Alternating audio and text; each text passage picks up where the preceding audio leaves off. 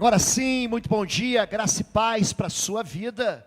Nós, da Igreja Batista Bom Retiro, estamos na Avenida Desembargador Hugo Simas, 1772. Você é nosso convidado aos cultos, sempre domingos pela manhã, domingos à noite. Também tem quarta-feira e sábado, o movimento com o Ministério Higher Upgrade. Você é nosso convidado. Temos células espalhadas sobre toda a cidade. Você pode entrar no aplicativo IBBR Curitiba, e ali você vai encontrar as células. Para você que não é membro da igreja, eu encontrei com o irmão no início do culto, ele falou: pastor, quero fazer parte, estou vindo da Assembleia de Deus, quero fazer parte. Bom, no final do culto aparece aqui um QR Code, tem a foto do pastor Paulo sorrindo, ele também está ali na porta, você só aperta o QR Code, você vai lá, diz: quero ser membro, e pronto, na próxima Assembleia você é recebido. Você quer ser batizado, os batismos serão em abril, amém? Pai querido, nós oramos a Ti, Senhor, e não é carne nem sangue, é o Teu Espírito que ministra em nós. Então, assim como Teu Espírito fala com a igreja, fala conosco, em nome de Jesus, amém. Amanhã, eu saio com uma caravana, que vai visitar as 7 igrejas da Ásia, Éfeso, Esmirna, Pérgamo, Sardes, Tiatira, Filadélfia, Laodiceia. A gente desce a Rhodes, ainda vamos em Santorini, passamos em Atenas e depois em Corinto. O Novo Testamento, ele inicia com 4 evangelhos, o evangelho de Mateus, Marcos, Lucas e João, e já emenda no livro de Atos. Então nós vamos passear ali na região de Atos. O evangelho ele sai de Jerusalém, sai da Judéia, sai de Samaria, e ele é expandido sobre a face da terra. E hoje eu quero falar sobre a igreja de Pérgamo, e o que Jesus falou para Pérgamo. O livro do Apocalipse fala sobre as coisas que são e aquelas que hão de acontecer. É um livro que fala do futuro, e você vai ver que lá, ele começa falando das 7 estrelas, que são os 7 pastores das 7 igrejas, os 7 castiçais, que são as 7 igrejas, os 7 espíritos, as 7 trombetas, os 7 juízos selados, as 7 taças da ira que são derramadas sobre a face da terra. Pérgamo é uma cidade que naquela época era a segunda cidade da chamada Anatólia. Isso aqui é a Anatólia, hoje região da Turquia. E nós vamos situar ela ao norte, tem o Mar Negro, ao sul o Mar Mediterrâneo, a oeste o Mar Egeu, onde nós vamos fazer um passeio, um cruzeiro de navio. E ali, onde está entre Bósforo, lá em cima, e entre Dardanelos é o Mar de Mármara. Foi ali que o evangelho foi estabelecido. Os apóstolos tinham uma maneira muito especial de ministrar. O que eles faziam? Eles escolhiam os grandes centros econômicos e culturais. Ali as pessoas passavam, não era uma viagem rápida. Hoje você pega o carro, sai daqui, vai para São Paulo. Naquele tempo eles iam a pé, eles iam no lombo do camelo, no lombo do jumento. E eles chegavam naquela viagem, passavam 1 dia, 2 dias, se hospedavam, e ali os evangelistas, os apóstolos, começaram a pregar o evangelho. Aquele evangelho era recebido e depois ele era pulverizado, ele era distribuído entre toda aquela região. Os discípulos, eles iam sendo feitos naquelas grandes cidades, e Pérgamo é uma grande cidade que se situa nessa região que a gente chama região da Frígia. Esse lugar, ele nasce, havia um povo aqui chamado Hitita. Hitita, por exemplo, é o vizinho de Davi. Lembra o vizinho de Davi, Urias?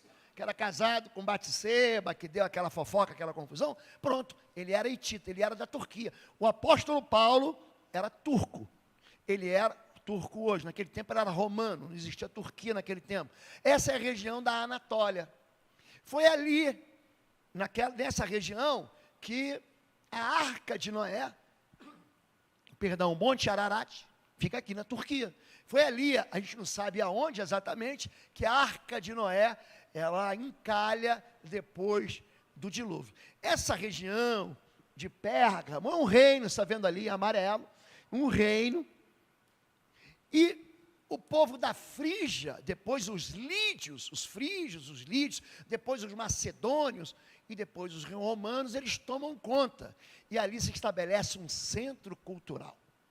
Ali em Pérgamo havia uma biblioteca com 200.000 livros. Era a segunda maior biblioteca do mundo. A primeira era Alexandria, fica no norte do Egito. E eles começaram a competir. Por quê? Porque o prefeito de Pérgamo, naquele tempo, funcionava mais ou menos como uma prefeitura. O mundo romano, ele era separado, ele era dividido por algumas províncias senatoriais, algumas províncias romanas. Por exemplo, Pôncio Pilatos, ele era governador da província da Judéia no tempo de Jesus. Essa província chamava-se província de Pérgamo. Da onde vem a palavra pergaminho. Então era uma cidade que culturalmente era muito inteligente, aquele povo grego, o Aristóteles, o Platão, o Hipócrates, todos eles eram dessa região, dominada pela cultura grega, helenística, e todos eles se orgulhavam da sua grande biblioteca, enquanto no Egito o faraó fazia os seus escritos através de um papelzinho que vem do junco, que é o papiro. Pérgamo, para competir, fazia com couro dos animais os seus papéis, os seus livros, e era conhecida por uma literatura, eles conheciam muito, e para Jesus, ele manda escrever uma carta para a igreja de Pérgamo, cujo pastor era um homem chamado Antipas, que foi cozinhado, colocaram ele dentro de um boi incandescente, queimavam o boi, esquentavam o boi, e jogaram ele ali dentro, e mataram o pastor da igreja de Pérgamo. Então esse é o pano de fundo, esse é o cenário da carta que Deus manda à igreja de Pérgamo. E ao anjo, aqui é um sinônimo de pastor, de líder, da igreja que está em Pérgamo, escreve: isto diz aquele que tem a espada aguda de 2 fios, conheço as tuas obras, e onde habitas, que é onde está o trono de Satanás, e retens o meu nome, e não negaste a minha fé, ainda nos dias de Antipas, lembra do pastor? Minha fiel testemunha, o qual foi morto entre vós, onde Satanás habita. Mas algumas poucas coisas eu tenho contra ti, porque tens lá o que seguem a doutrina de Balaão, o qual ensinava a Balaque a lançar tropeços diante dos filhos de Israel, para que comessem dos sacrifícios da idolatria e se prostituíssem.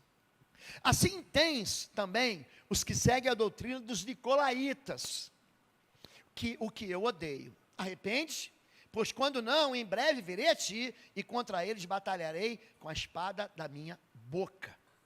Quem tem ouvidos, ouça o que o Espírito diz às igrejas. Ao que vencer, darei a comer do maná escondido, e dar-lhe-ei uma pedra branca, e na pedra um novo nome escrito, o qual ninguém conhece, senão aquele que o recebe.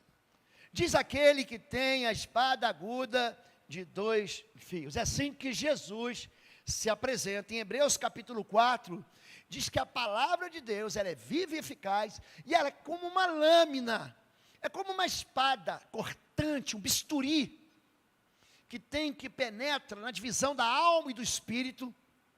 Ela é apta para discernir, para interpretar pensamentos e intenções do coração. O que Jesus está dizendo aqui? Ele está mostrando a sua identidade, ele está mostrando a sua credencial. Olha, vocês conhecem muito a respeito da ciência, vocês conhecem demais a respeito da cultura, vocês são muito estudados, vocês têm a segunda maior biblioteca do mundo, mas eu tenho algo que é mais do que vocês. Eu tenho a palavra de Deus. Essa palavra de Deus, ela fere quem lê, ela fere quem prega, ela fere quem ouve, mas é uma palavra que fere para curar. O bisturi ele não fere para matar, ele abre a ferida, ele tira o câncer, ele tira a infecção, e ele fecha a infecção com o remédio. A palavra de Deus, ela é viva e eficaz. Quando o apóstolo Paulo, no capítulo 6, verso 17, do livro da carta de Paulo aos Efésios, ele diz que a palavra de Deus é uma espada de 2 gumes. E aqui Jesus diz, olha, se esses nicolaítas, se esses que são adeptos à doutrina de Balaão, nós vamos falar sobre isso, não se converterem, eu batalharei contra eles com a palavra da minha boca. Uma coisa que a igreja tem que entender, isso tem que ser um ponto final. Não existe nenhuma guerra entre Deus e o diabo. Nunca existiu, nunca. Aprenda isso. Isso tem que ser um ponto pacificado na sua vida. Satanás só luta com anjo. E sempre perde. Os demônios, eles lutam contra anjos.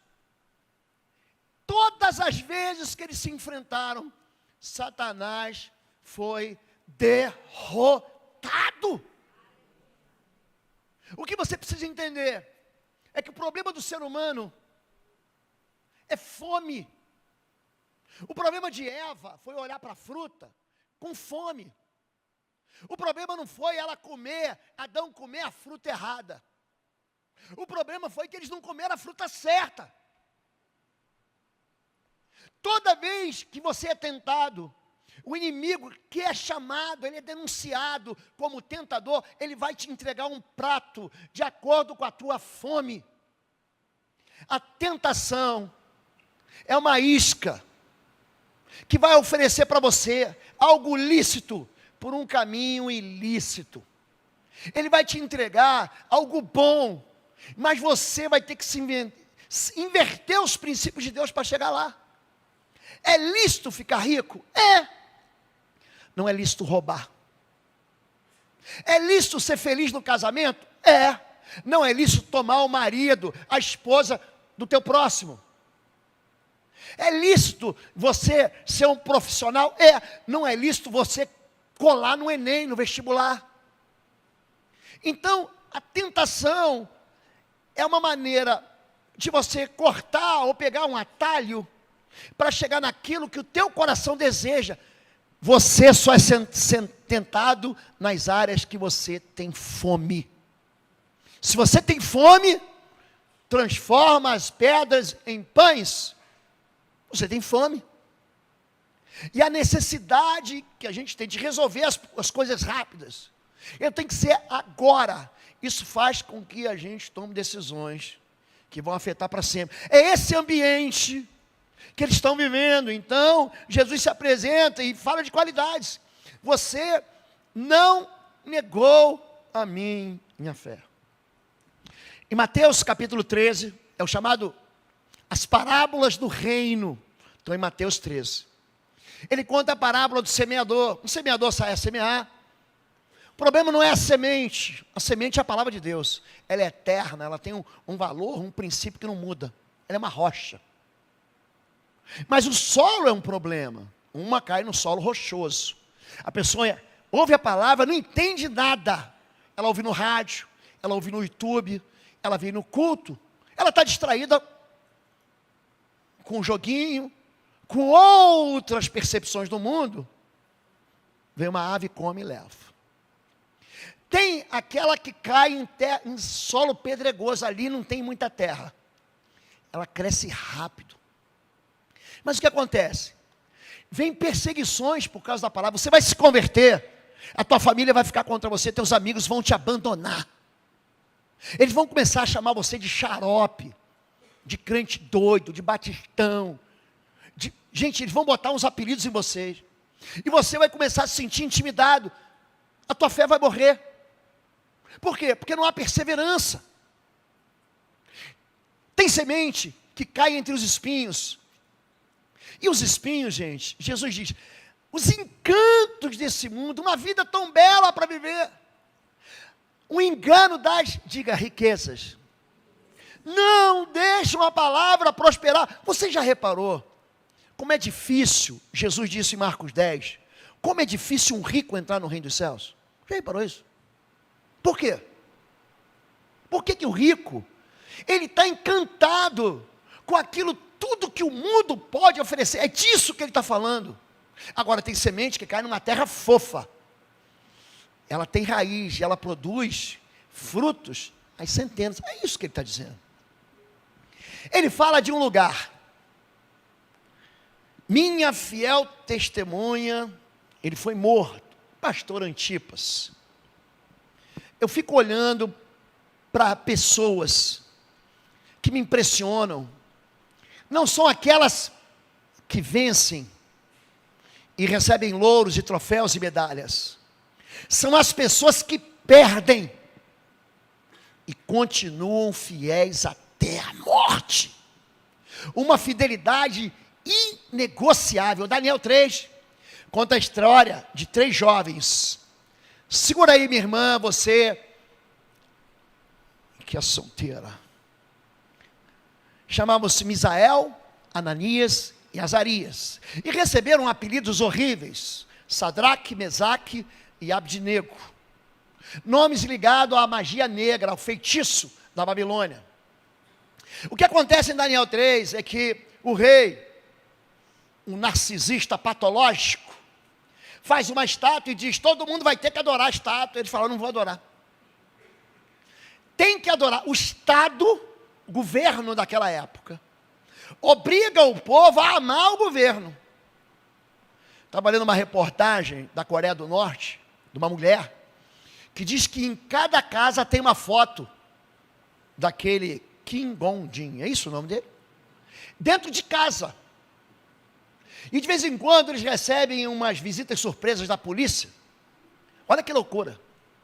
E se ali tiver uma poeira,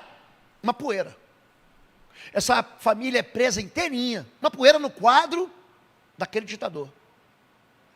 Eles pegam a família inteira e levam para campo de trabalho forçado. Aqui, o poder, isso acontece, gente, dentro de casa.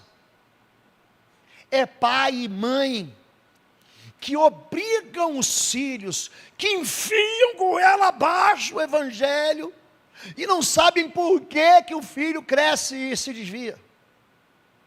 Aqui o que está acontecendo é que Daniel diz: eu não vou me dobrar a isso. Esses 3 homens dizem: eu não vou me dobrar, eu vou ser fiel a Deus. E eles são tentados ao mal. Adora, é melhor adorar, porque senão eu vou jogar você numa fornalha de fogo. São tentados à incredulidade. Ele pergunta: que Deus que vai poder te livrar? Que Deus que vai... O que acontece aqui em Pérgamo, aprenda isso. Esse lugar, ele era governado por um dos maiores imperadores. O reino, o Império de Roma, ele alcança o seu ápice entre o século I e o século II. Depois ele começa a receber as chamadas invasões bárbaras dos povos germânicos, dos godos. Eles começam a invadir.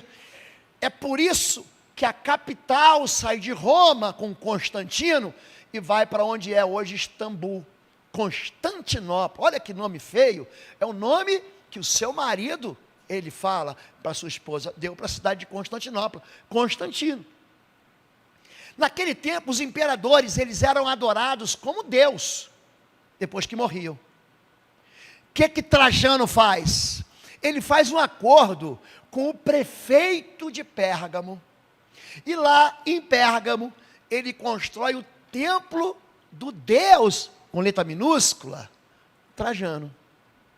Ele começa a ser adorado, e o povo começa a adorar, por quê? Porque aquela religião estatal dava grana para Pérgamo, dava dinheiro. O rei, o imperador romano, tinha uma capital religiosa dele, era Pérgamo.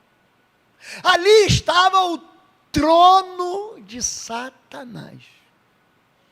Daniel conta que esses 3 homens, você sabe a história, não se dobraram. Eles dizem, responderam Sadraque, Mesaque e Abdinego, e disseram ao rei Nabucodonosor: não necessitamos de te responder sobre este, diga assim, negócio. Todo pacto é um acordo, é um negócio. Toda a aliança, quando você faz uma aliança, quando você faz um pacto, você está fazendo ou firmando um contrato em que você não vai escapar dele. E ele diz: eis que o nosso Deus, a quem nós servimos, é que nos pode livrar. Ele nos livrará da fornalha de fogo ardente e da tua mão, ó rei. E se não, pode ficar sabendo que não vai ter negócio, não vai ter acordo, que não serviremos a teus deuses e nem adoraremos a estátua de ouro que levantaste. O nome disso é fidelidade. Jó é um homem íntegro, temente a Deus, se desvia do mal, e ele perde tudo, gente. Ele só não perde a decência, a santidade e o amor a Deus. A mulher dele fala assim: você ainda mantém a tua integridade? A mulher que perdeu 10 filhos, que está profundamente ferida e machucada, ela fala: como é que pode você continuar servindo esse Deus que falhou com você? Você perdeu seus negócios, perdeu seus empregados, você perdeu sua riqueza, você perdeu sua saúde, você perdeu seus filhos. Como você pode ser íntegro? Jó é impressionante, por quê? Porque ele vai até as últimas consequências.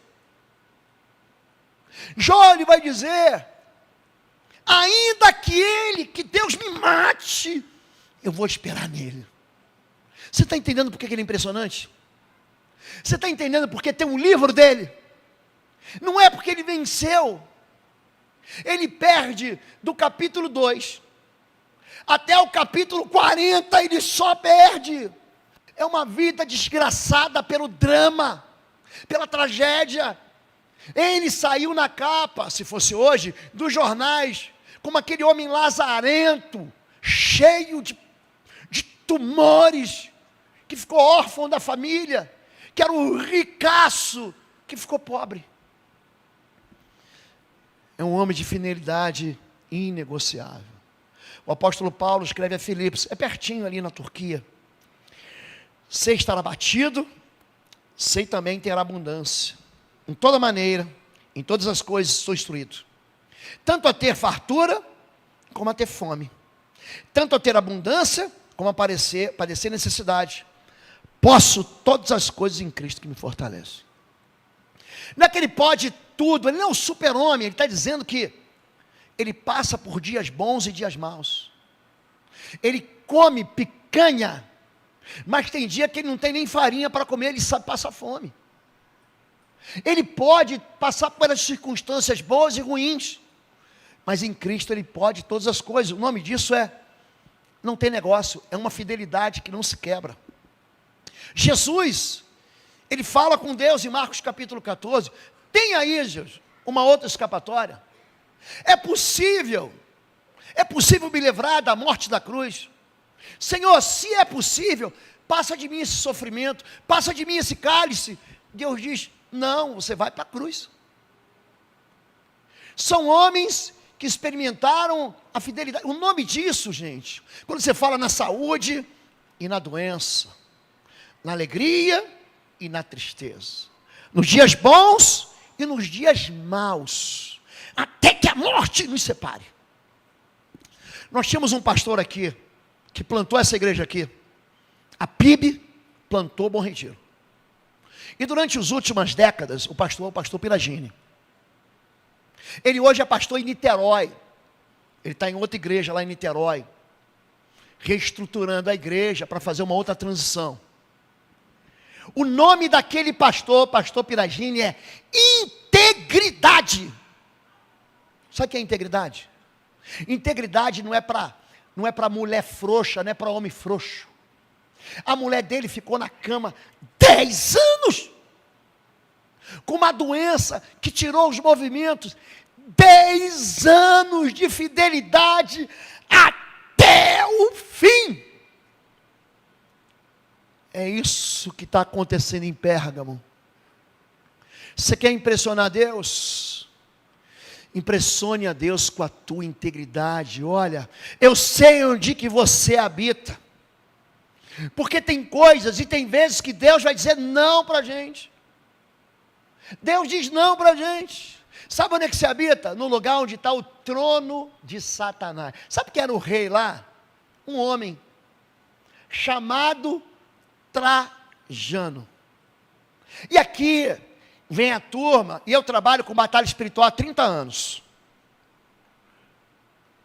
O território não é endemoniado. Aprenda isso de uma vez por todas. As pessoas é que pecam. As pessoas é que alimentam Satanás. As pessoas que alimentam, espírito imundo, presta atenção, se alimenta de pecado, iniquidade, transgressão, ódio, amargura, violência, idolatria. É isso que alimenta demônio. Onde há santidade, não existe demônio, porque demônio é um espírito imundo que precisa de sujeira. Ele precisa de pecado, de iniquidade. Quando aqueles demônios do endemoniado de Gadareno, lá de Gádara, de Genezaré, diz, não nos mande para fora desta província. Por que eles queriam ficar lá? Porque naquela província, eles odiavam Jesus e amavam o pecado. Eles amavam o lucro. Eu perdi uma manada de 2.000 porcos. Quando eles encontram o endemoniado gadareno, assentado, vestido, em perfeito juízo, o que eles fazem com Jesus? Espera aí. Toma aqui, Jesus, um cartão vermelho para você, vai embora daqui. Eles expulsam Jesus. Todo processo de endemoniamento local é um processo de banimento de Deus. Você está excluindo Deus da sua vida. Pode ter certeza, o diabo vai chegar lá. Aqui o que acontece? Existe um trono feito para quem? Para Satanás. E as pessoas, em vez de adorar Deus, adoravam quem? Trajano. Fala, povo de Deus, um breve intervalo aqui. Esse ano, de 25 a 27 de abril, estaremos juntos aqui em Curitiba, no único curso presencial que eu vou ministrar.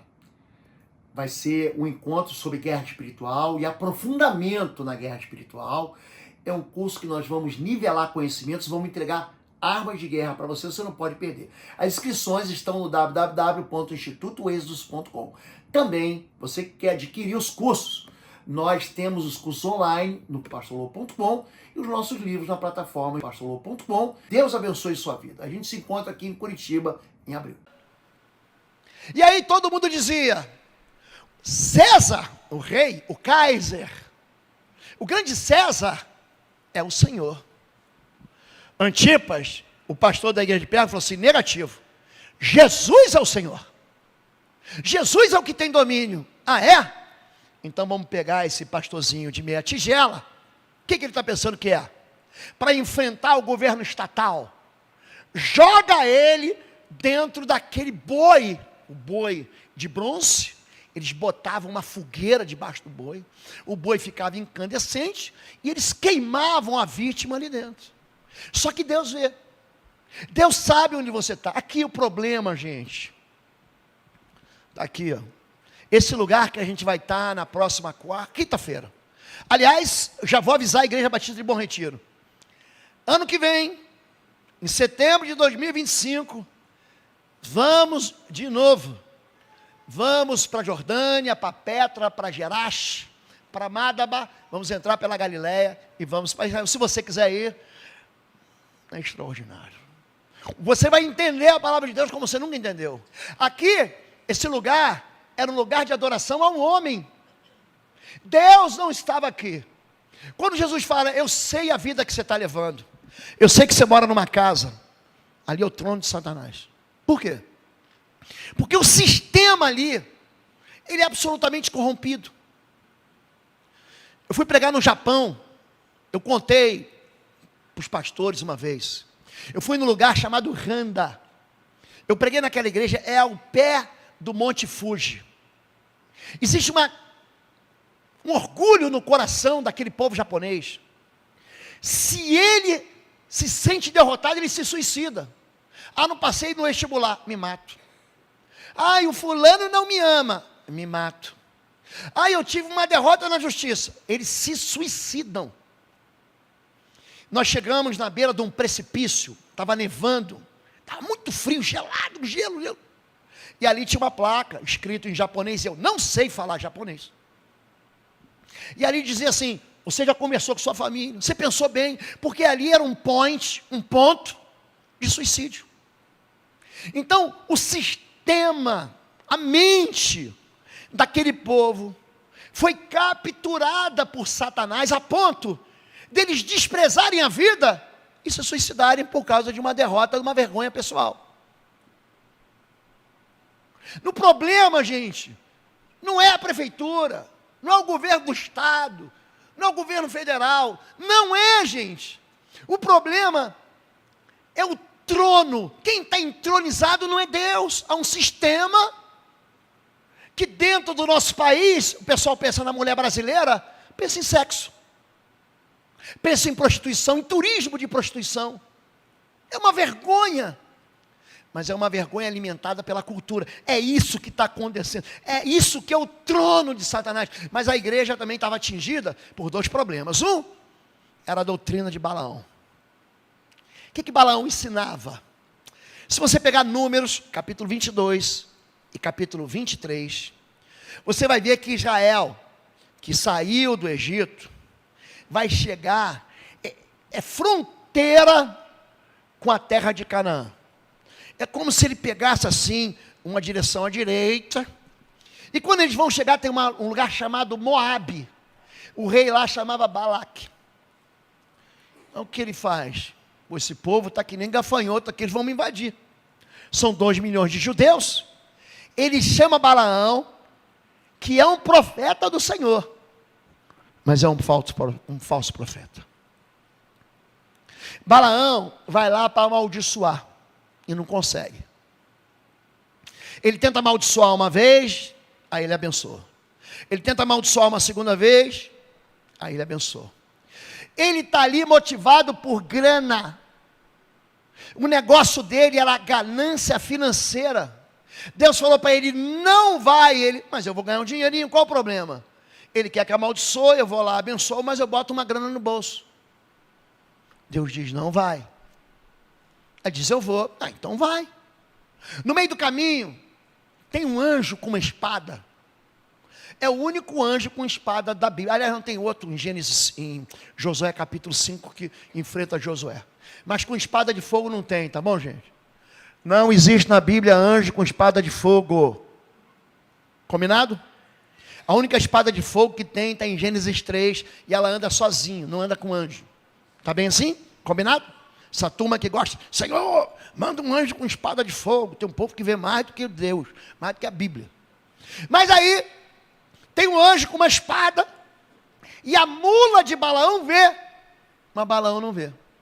É um profeta que sabe da vida de todo mundo, mas não sabe da vida dele. Cuidado com gente que vê o invisível, e não consegue ver o visível na cara dele. Balaão, ele ensinou a Balaque, falou assim, não dá para amaldiçoar esse povo. Eu quero que você entenda isso, eu vou abaixar o tom aqui. Contra o povo de Deus não vale encantamento. Não vale bruxaria, não vale feitiçaria. Não vale trabalho amarrado no cemitério, na Mata Virgem. Gente, eu sou pastor há 30 anos nessa área de libertação. Você imagina a quantidade de feitiços fizeram. Olha aqui, eu aqui. Olha aqui, eu aqui, gente. Não pega! O Senhor o protegerá. Eu serei como uma muralha de fogo em volta do meu povo. Como em volta de Jerusalém estão os montes, assim o Senhor em volta do seu povo. Obedeça a Deus. Submeta-se a Deus, resista ao diabo, ele fugirá de vós. Aquele que nasceu de novo não anda em pecado, Deus o guarda, e o maligno não lhe toca. Para de ficar com medo dessas coisas. Ande em santidade, ande em pureza. Não tenha medo do diabo, tenha medo do pecado, porque o salário do pecado é a morte. Aqui, Balaque deu grana para Balaão, e Balaão não consegue amaldiçoar. Ele falou, tem um jeito de amaldiçoar esse povo só, sabe qual é? Faz esse povo desobedecer. Prepara uma festa com as moças mais bonitas de Moabe. Faz um concurso aí, Miss Moabe. Chama as moças moabitas, as lindas. Prepara uma festa. Elas vão se deitar com os rapazes de Israel. O que o povo de Israel não sabe é que quando você se deita com a mulher Você também se deita com Deus, você faz uma aliança com Deus dela. Em 1 Coríntios capítulo 6, verso 15, diz, aquele que se deita com a prostituta, se faz uma só alma com ela, você se gruda. Você se contamina, você se conecta. A mulher samaritana, de capítulo 4 de João, Jesus diz, vai chamar o teu marido, ela falou assim, não tem marido. É verdade, você teve 5 e agora você está solitária. Balaão ensinava o povo, ensinava as pessoas a derrotar o povo de Deus. Ele ensinou as pessoas a atrair maldição sobre si mesmas. É isso que é a doutrina de Balaão, que acontece na igreja hoje, gente, sem brincadeira. Sabe o que as pessoas querem? Êxtase. Eu tive uma experiência. E a vida com Deus não é uma vida de experiências de êxtase, você pode tê-las, mas ninguém vai viver assim. Gente, você pode orar em línguas, você vai para a Mistério Holândia, entra no teu quarto e fica orando 1 hora, 2 horas, mas você não vai viver para sempre orando em línguas. Tudo isso é bom, mas a realidade que a gente experimenta está dentro das nossas crises domésticas, que a gente vai ter que lutar e vencer. Ele ensinou a armar ciladas contra os israelitas, induzindo-os a comer alimentos sacrificados a ídolos. Em 1 Coríntios capítulo 10, verso 18 a 20, você não pode beber do cálice do Senhor, cálice do Senhor, e do cálice dos demônios. Você não pode comer da mesa do Senhor, Ele está preparando o povo para a ceia do Senhor, que é no capítulo 11 de 1 Coríntios. Você não pode comer da mesa do Senhor e da mesa dos demônios. Ele está falando para um povo que está se misturando com o mundo. Pérgamo é uma igreja. Você repara que Jesus fala assim, o anjo da igreja de Pérgamo, e chama a igreja de noiva. Essa igreja de Pérgamo aqui, estava casada com o mundo, é isso aqui. É alguém, não sabeis, que o homem que se une à prostituta, forma um só corpo com ela, porque os dois serão uma só carne. Qual o problema de Balaão? Evangelho sem exigência, sem limite, sem proibições. Eu aceitei Jesus, levantei a mão, agora eu vivo do jeito que o diabo gosta, não tem problema. Essa é a mentira de Balaão. É uma religiosidade que estimula a imoralidade, que busca a experiência, não busca a verdade, que não quer a doutrina da palavra, quer novidade, quer revelação, quer sonhos, quer visões, quer Deus e a bênção de Deus, ou não quer Deus, mas quer a bênção. Eu quero ser feliz, mas não quero saber de Deus. Eu não quero me comprometer com a igreja, não quero ser batizado, eu não quero fazer parte do rebanho. Olha, esse negócio de pastor para a minha vida passou. É isso aí. Chama-se Igreja de Pérgamo. Você parece que esse livro foi escrito ontem, hoje.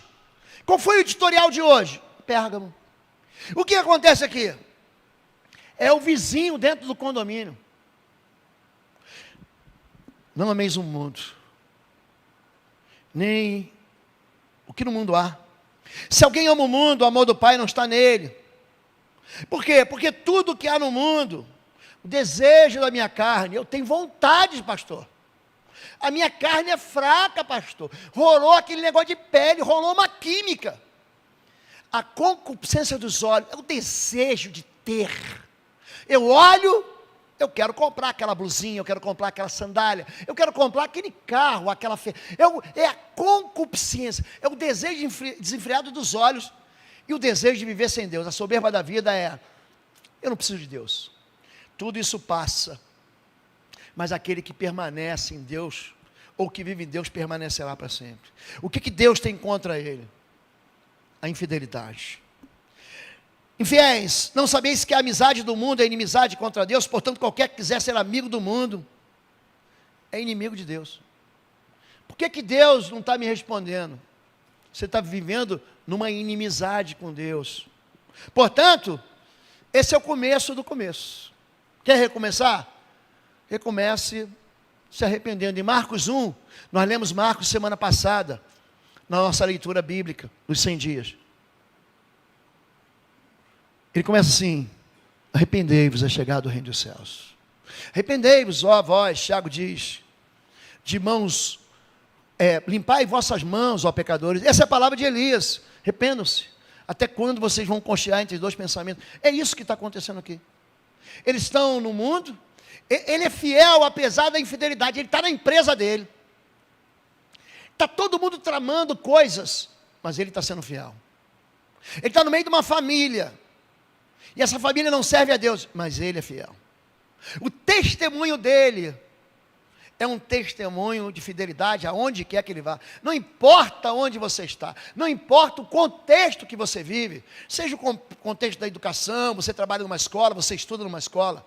Não importa se esse contexto é comercial, é de negócio, você, 2 pesos, não tem 2 medidas se você trabalha com a justiça. Não importa se você está vivendo dentro do governo ou fora do governo, você é fiel de um jeito ou de outro, você não frauda a tua fé com Deus. As pessoas olham para você e falam assim: esse homem não. Nem chama ele, que se chamar ele, nós vamos ter que jogar ele dentro do boi incandescente e matar ele. É a chamada queima de arquivo. E para encerrar, Jesus diz, contra eles quem? Contra aqueles que seguem a doutrina de Balaão, que amam o mundo, contra aqueles que são nicolaítas. O que são os nicolaítas, gente? Você deve estar de tênis aí, alguém está com um tênis chamado Nike. Nike, se você tiver Nike, pronto. Nike era, entre aspas, uma deusa também de Éfeso, de Pérgamo, de Esmirna. Era chamada deusa da vitória. Quando alguém ganhava uma vitória, tinha uma vitória numa competição, recebia um louro. Viu que recebe uma coroa de louro? Pronto. Louro hoje, você coloca no feijão, na feijoada, uma folhinha de louro. Naquele tempo, ele falava assim: peraí, eu ganho a coroa de louro. Era a coroa de Nike, era a deusa da vitória, adorada. Se você quer vencer, adora a Nike. Daí que veio, ela tem até um desenho esculpido, que parece aquela flechinha de Nike, você sabe o que eu estou falando. Nicolau, ele ensinava, ele era um presbítero, uma espécie de um pastor desviado, que ele ensinava assim: a vida é curta e aproveita. Aproveita a vida, enquanto você tem ela. Ele nunca pensa na eternidade, ele pensa no hoje. Esse é o problema, sabe de quem? Dos Esaús. Lembra que Esaú, ele trocou o direito de primogenitura por um prato de lentilha? Gente, ele devia estar com muita fome. Você, meu irmão, minha irmã, você sabe que o pastor Lobo não gosta de lentilha. Então, um dia que você me convidar para ir na sua casa, ou que eu te convidar para vir na minha casa, você sabe que eu não vou fazer lentilha. Tá bem, gente? Mas aquele homem faminto por lentilha, o que ele faz? Ele troca o eterno pelo efêmero. Ele troca aquilo que fica para sempre por aquilo que vai descer pelo vento. É isso que ele está falando. E esse povo que tem um monte de livro, que tem uma biblioteca com 200 mil livros, cheia de pergaminhos, conhece tudo, mas não conhece a verdade. Contra eles batalharei com a espada. Lembra que a Bíblia, a palavra de Deus, é comparada a uma espada que fere. Não foi isso que a gente leu em Hebreus, capítulo 4, verso 12? É o que diz Oséias, capítulo 4, verso 6. Meu povo, sabe por que meu povo está sendo estragado, está perecendo? Por falta da palavra. E aí é o vencedor. Darei do maná escondido. Quando a Bíblia fala sobre maná, fala sobre um alimento. Jesus, ele vai dizer: eu sou o maná. Eu sou o pão vivo que desceu do céu. Aquele que vem a mim nunca terá fome, aquele que crê em mim nunca terá sede. Além do maná, você vai receber uma pedra branca. Essa aí, agora segura, bota esse cinto de segurança. Você nunca ter vindo de uma igreja evangélica. Você nem sabe que esse povo crente gosta tanto de Jesus. Aqui a promessa é o seguinte: eu vou te dar uma pedra branca com o seu nome, ninguém vai conhecer esse nome. Essa pedra tinha um símbolo. Quando você era convidado para a festa na casa do prefeito, na casa do governador, na casa do rei, você não recebia um convite, um save the date. Você não recebia uma mensagem pelo WhatsApp. Você recebeu uma pedra branca com o seu nome. Aí estava lá, Samuel, Paulo, Clarissa, Rômulo, Fabiano. Essa pedra branca Na hora de entrar na festa, e era aquela festa do rei, aquele banquete. Eu quero entrar ali. Cadê o convite? O convite era uma pedra branca com seu nome. Aí você tinha acesso à casa do rei. Olha para mim. Sabe o que Jesus está dizendo? Ele está dizendo que quando essas perseguições acabarem, olha para a sua vida aí. Olha para trás. Olha a quantidade de vergonhas e derrotas que você experimentou. Jesus, ele te dá um novo começo aqui. Ele está dizendo para a igreja: arrependa-se, porque eu vou te dar de algo que você nunca comeu. Essa fome que você tem de ser feliz vai ser saciada. Mas isso não vai acabar hoje não. Você vai ganhar um convite, uma pedra branca com o seu nome. E essa pedra branca vai te dar acesso ao céu. Olha para o seu pastor aqui. Eu não sou gente boa. Olha para mim aqui. Eu não quero que você tenha uma má impressão minha não. Um inocente já morreu por mim. Chamava-se Jesus Cristo. Ele morreu por mim. Ele também morreu por você. Um inocente morreu por você, para que você ganhasse uma pedra branca com o seu nome, para que você pudesse voltar para o Pai. Amém? Vamos ficar em pé em nome de Jesus. Feche seus olhos agora. Pode fechar seus olhos. Eu quero orar por você. Eu sei que Deus falou com você hoje de manhã. Eu sei que falou.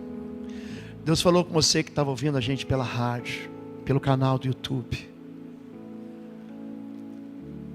Eu sei que você está aí no lugar e está vivendo um momento que você fala: é o trono de Satanás. Satanás está aqui. Você está vivendo dentro de um sistema. Você está vivendo dentro de uma família. Você está trabalhando num lugar, ou você não está trabalhando em lugar nenhum. Você está vivendo numa casa, está estudando num lugar em que você se sente oprimido. Você está experimentando uma situação de enfermidade que você fala: por que eu? Deus olha para a gente. Feche os teus olhos. Ele fala: eu estou vendo onde você habita. Eu estou vendo. Eu sei das desgraças que estão em volta de você. Ser fiel até a morte, dar-te-ei a coroa da vida. Deus olha e repara na nossa fidelidade apesar dos nossos problemas. Não importa o problema que você está vivendo. Se você hoje quer dizer: Deus, eu vou ficar até o fim. Se você quer dizer, como Sadraque, Mesaque e Abdinego: eu não vou me dobrar a ninguém, eu não vou abandonar minha fé de jeito nenhum. Pode me jogar na fornalha, Deus pode me livrar. Se Ele não me livrar, eu vou continuar crente. Você pode estar falando como Jó: ainda que Ele me mate, nele confiarei. Se você quer dizer para Deus: Deus, eu vou ficar fiel até o fim, fique no seu lugar, só levante sua mão e diga: eu vou ficar até o fim. Não importa o que vai acontecer, eu vou ficar até o fim. Deus abençoe sua vida. Se você tem sido perseguido por aqueles que querem que você se dobre à corrupção, a corrupção do coração, a deslealdade dentro das suas alianças, as mentiras que estavam fazendo você pecar, obrigando você a pecar, tentando você abandonar o teu Deus. Mas você quer dizer: não, eu vou servir a Deus para sempre. Se você quer servir a Deus para sempre, levante sua mão, diga: eu quero. Deus abençoe todos vocês em nome de Jesus. Se há alguém hoje aqui que quer entregar a sua vida ao Senhor, chega dessa vida ruim. Eu preciso entregar a minha vida ao Senhor Jesus. Se você quer entregar a tua vida ao Senhor Jesus, se você quer se reconciliar, a palavra de hoje é: arrependa-se. Se você quer se reconciliar com Deus, levante sua mão, vou orar por você. Deus abençoe, Deus abençoe, Deus abençoe, Deus abençoe todos vocês. Pode baixar sua mão. Se você quer receber uma pedra branca, com seu nome. Você quer entrar numa festa onde lá não haverá mais fome nem dor, não haverá lágrimas, não haverá mais morte. Lugar onde só aqueles que são convidados, que recebem uma pedra branca com seu nome. Se você quer isso, levante sua mão, vou orar por você. Deus abençoe todos vocês. Pode baixar sua mão. Nós vamos louvar o Senhor. Temos louvor? Temos? Vem cá, Wesley. E enquanto nós vamos louvar, todos vocês que levantaram suas mãos, quero convidar vocês para que venham aqui à frente para a gente orar por vocês, tá bom? Todos vocês que levantaram por qualquer razão suas mãos, vem aqui. Você que não levantou suas mãos e quer vir, vem aqui. Pergunta para quem está do seu lado: vamos lá para o pastor orar pela gente? Faça isso. Enquanto nós vamos louvar ao Senhor, vocês venham aqui à frente e a gente vai orar. Pai querido, nós essa manhã ouvimos a tua voz com tanta clareza, Pai. Nós queremos dizer para o Senhor que nós queremos que o Senhor encontre em nós as virtudes do teu Filho Jesus. Nós queremos pedir que o Senhor encontre em nós fidelidade, retenção da tua palavra, que é a verdade. Nós queremos pedir que o Senhor nos livre dos enganos, das armadilhas de Balaão, Senhor Deus, do egoísmo. Que o Senhor nos livre, Pai, das obras daqueles que amam esse mundo, mas não amam o céu, que amam o presente século, mas não amam a eternidade. Cada uma dessas vidas aqui, que o Senhor olha para cada uma delas, o Senhor vê. O Senhor é Deus que vê. Pessoas que hoje dão um passo em direção ao Senhor, dão um passo dizendo: eu não quero mais viver a vida velha. Alimenta o teu povo com a tua promessa de maná, Senhor Deus. Dá para eles o maná, que é o teu Filho Jesus. Dá para eles um novo nome, dá para eles uma nova identidade, dá para os teus filhos acesso ao Pai, acesso ao reino. Senhor Deus, nós entregamos, conforme a tua palavra, uma pedra branca com um novo nome. Essa pedra branca anuncia perdão, anuncia absolvição. Nós aqui damos um passo porque sabemos que um inocente morreu por nós. Nós sabemos que Jesus Cristo foi morto naquela cruz por nós, e é por causa da retenção dessa fé que nós herdamos a vida eterna. Nós oramos assim, em nome de Jesus. Amém, amém. Você pode dizer amém comigo? Deus abençoe sua vida. Você que é visitante, está aqui, não suma, não desapareça. Temos células e você pode encontrar no nosso aplicativo. A partir de amanhã eu começo a gravar toda a viagem, passando por cada um desses pontos. Vou mandar pelo Instagram, vou mandar pelo Instagram da igreja, vou transmitir pelo YouTube. Deus vai continuar falando com você. Você que não é batizado, você que não é batizado, aqui atrás tem um QR Code, ó. Você quer fazer parte da igreja? Pega esse QR Code aqui, vai ficar aqui até o final do culto, ou então conversa com o pastor Paulo lá, amém? Lembrando, segundo culto, só dia 14, amém? Levanta a sua mão, levante sua mão. Que o amor de Deus, o nosso Pai, a graça do nosso Senhor e Salvador Jesus Cristo, que a consolação do Espírito Santo de Deus seja para sempre na sua vida, te acompanha onde quer que você vá, em nome de Jesus, amém, amém, amém. Dá um tchau para o pastor. Deus abençoe, gente.